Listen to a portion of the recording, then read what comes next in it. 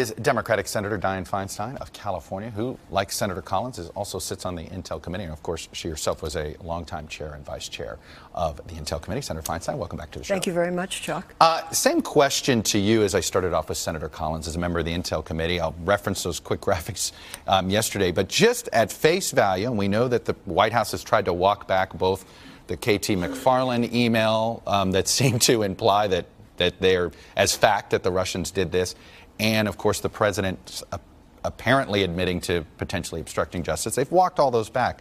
But do you look at that? What does that say to you, these two, even call them mistakes? Is it sort of accidental admissions in your mind?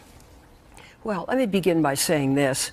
As you know, I'm ranking on Judiciary, and the Judiciary Committee has an investigation going as well. And it involves obstruction of justice. And I think what we're beginning to see is the putting together of a case of obstruction of justice. I think we see this in the indictments, the 4 indictments and pleas that have just taken place, in some of the comments that are being made. I see it in the hyper-frenetic attitude of the White House, the comments every day, the continual tweets,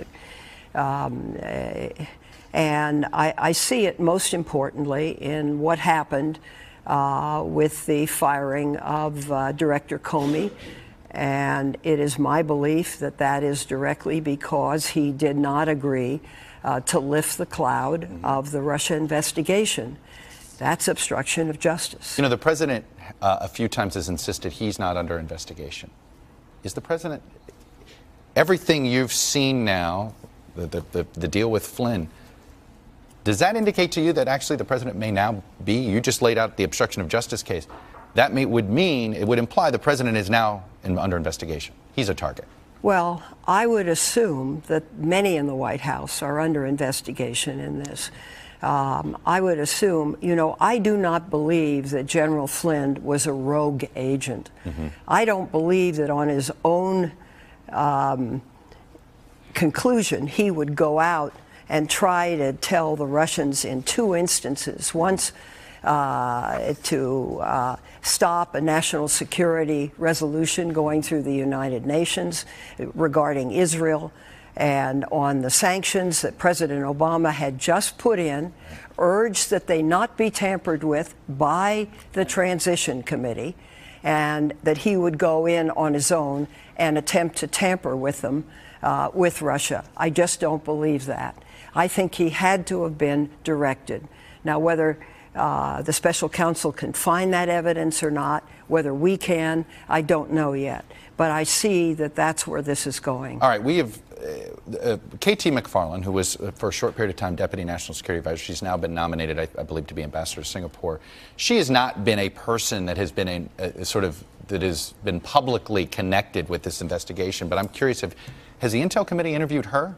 No. The Intel Committee, I can't tell you. The Intel Committee, the staff has done more than 100 interviews. But have you asked to have her to come before the committee? No, but the Democratic side, I can assure you, will, and I would hope that the Republican side would join in it.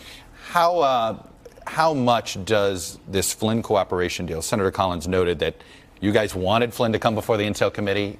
His lawyer asserted Fifth Amendment rights. Now, obviously, you want to ask him to come back, but Mueller obviously has priority over him. Absolutely. Does this obviously it slows down the Intel Committee's investigation? How much does it? Well, I don't really believe it does. I think the investigation that really has the clout is Bob Mueller's investigation. He's got all the tools he needs, investigative and legal, to do what he needs to do. I think what we're seeing is some of the fallout from that. And I think increasingly, hopefully, people are going to be more willing, without subpoena, to come and be interviewed and provide information. For example, Jared Kushner, both Senator Grassley, our chairman, and myself, we have sent a letter asking for information. He has agreed to give it. I think that's very important, and we will see what happened. I think there's no question but that he is a principal in this.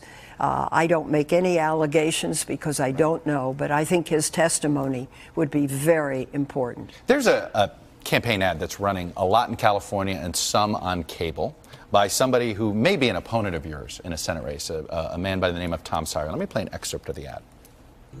People in Congress and his own administration know that this president is a clear and present danger, who's mentally unstable and armed with nuclear weapons, and they do nothing. There's been some implication here that that the ad's directed at you because you took a more cautionary note when asked about the idea of impeachment. Where are you on that? And is the obstruction of justice case that you laid out pretty succinctly earlier with me, is that an impeachable offense? Well, in the first place, I just told you I happen to be ranking on judiciary, which means I'm the lead Democrat on this. I'm trying to be very careful as to what I say and what I do.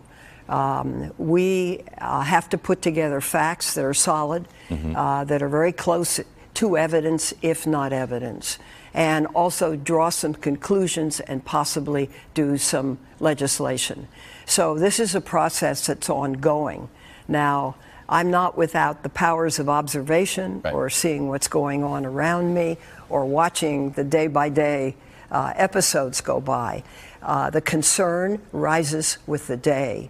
The concern about this White House rises. About the president? Your concern about this president's ability to do the job rises by the day? Oh, yes. Oh, yes. I've been here for 25 years now. There is a kind of instability, unpredictability.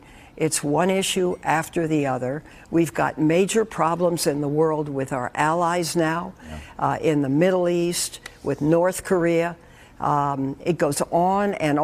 And I think that this president is just precipitating more and more angst that's going to lead to serious discord. When do you hit your enough is enough moment? Well, it happened about a month ago, and I can't give you any particular event, but it happens, you know, those of us that are here so you think understand you need to get him out of office? How the White House functions.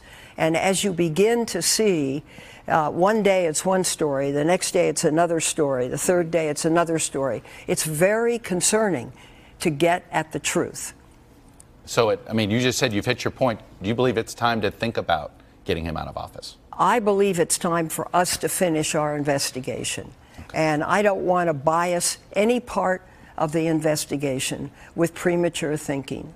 I think that's very important. Okay, Senator Feinstein, I'm going to have to leave it there. As always, I never have enough time for everything I want to get to. It's good to see you. Thank you very much.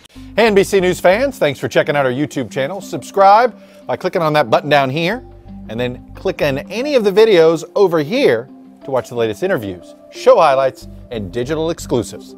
Thanks for watching.